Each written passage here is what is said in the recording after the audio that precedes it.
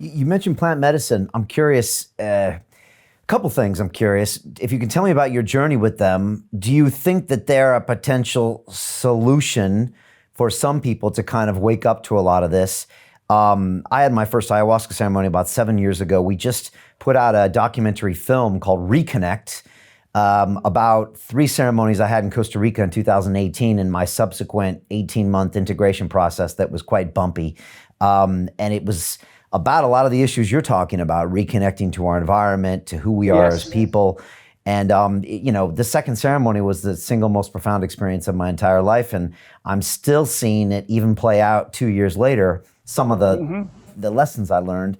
But the problem is in the movie, I'm speaking with Dennis McKenna, who came with me on the journey, whose brother Terrence McKenna was obviously really early on this whole movement. And we kind of agreed that it doesn't really scale, unfortunately, the psychedelics, but the information that you get from them does scale. And I'm curious what you think, Paul. Well, I think there's a psychedelic revolution for a reason. The last psychedelic revolution was at the time of Vietnam and Watergate, right? So what were we doing? We were doing destructive killing, being lied to by the government, being manipulated, and wiping out the lives of other human beings, all just to feed a military-industrial complex and play a dangerous game, which is why they call a place of battle a theater. It's a theater, but it's a dangerous game to play. Then Watergate, we saw all the way back in the Nixon era that we had serious corruption within the government. Nothing's changed. They just got better at hiding it. We were losing our freedom. We were being forced by draft. So the young people, all I'm saying is Mother Earth brought psychedelics to us through her own vehicles, such as Terrence McKenna and Timothy Leary and Ram Dass and Richard Alpert is Ram Dass, but etc., which Michael Pollan's book, How to Change Your Mind, goes into this in great detail. But if you look at Food of the Gods by Terrence McKenna, he outlines very clearly why we had regular ceremonies, usually with each of the solstices, and used mushrooms because they dissolved the ego and reconnected us to each other and to the earth and to the stars and to what we really were, so we could stay tuned to the truth of ourselves. People have a little bit of, sometimes a bit and sometimes a lot. There's been a lot of misinformation about psychedelics for part of the political cover-ups and all that stuff, because the drug industry wants to control everything and make every penny off everything that can be healthy. So they make it illegal to have anything that's going to actually work. But if we actually did what we've done to create the field of psychologists, but we created a field of modern shaman that were a mix of essential training in psychology, some essential training in the pharmacology of plant medicines and how they work on the mind, and then you followed the wise advice of people like Stanislav Grof, Houston Smith, Aldous Huxley, Terrence and Dennis McKenna, the guy that founded the MAPS program, Rick Doblin. I mean, there's so much great wisdom. If we actually created a system of healing to handle people with PTSD, ADHD, eating disorders, traumatic sexual traumas, all the things that these drugs are well known to be good for, alcoholism, and we actually set it up with a genuine interest in making it so that people with the right skill sets and willing to do the training could enter, we could do in 1 year what it would take standard psychology 100 years to do. I've learned more from psychedelic medicines than I have from all other sources of knowledge combined, other than interacting with my own soul. And it's my own soul that gives me not only the wisdom of which plants to use and how to use them, but how to take care of other people so that they're protected and they have an effective, safe journey. And I've been involved in probably over 400 healing ceremonies in my career with plant medicines. And I've seen nothing but excellent results. Now, at the same time, I've seen a lot of very broken people who go off to the jungle or go off to some guy with a bunch of drugs in his pocket who thinks he's a shaman, or people that are using them to party, and they end up in deep trouble. And countless is the number of times over the years I've been contacted or had people fly to see me because they were so disabled they had to quit their job, or couldn't work, or couldn't be functional in relationships.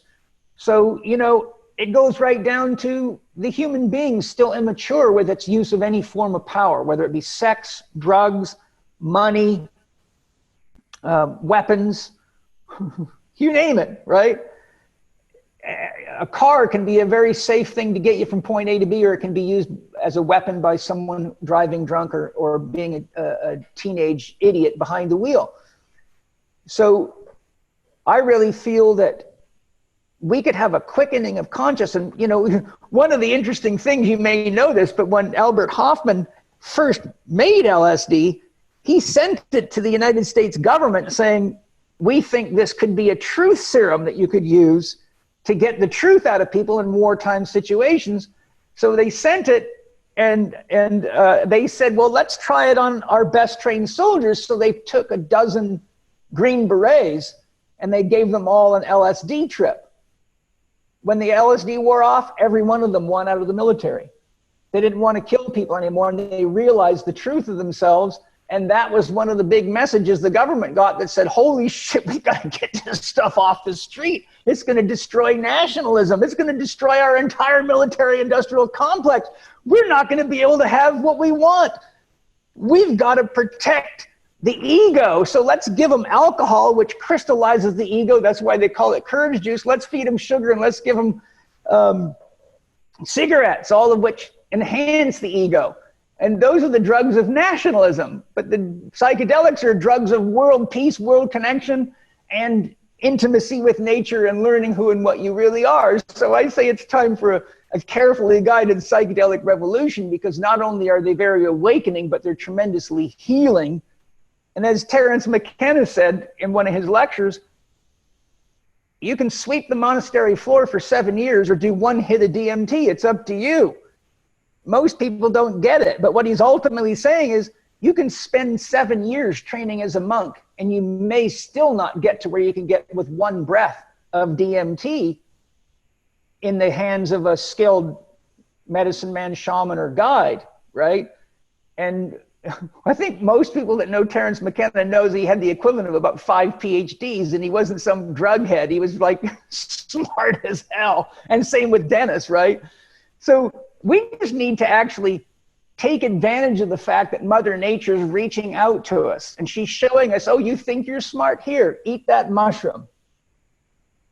And anyone that's eaten that mushroom goes, oh my God, I learned more about myself eating, a couple of these mushrooms than I have in my entire life. Or I learned more in one ceremony than I did in 7 years in university, right? So there's no competition. Mother Nature says, if you really want to know where the wisdom is, then you have to come to mama.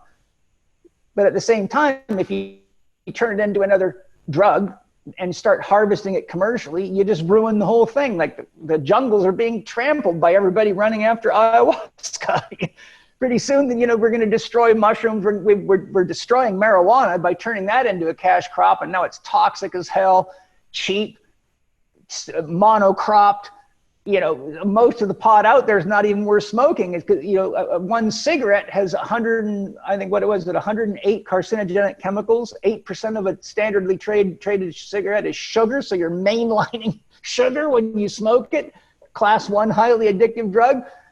So part of the process has to be is that we have to also set up basically like biodynamic or organic growth standards to produce the medicines, so we don't destroy nature in a frenzy trying to get at them, or we'll just be getting healed while we're being stupid at the same time and create more problems for ourselves.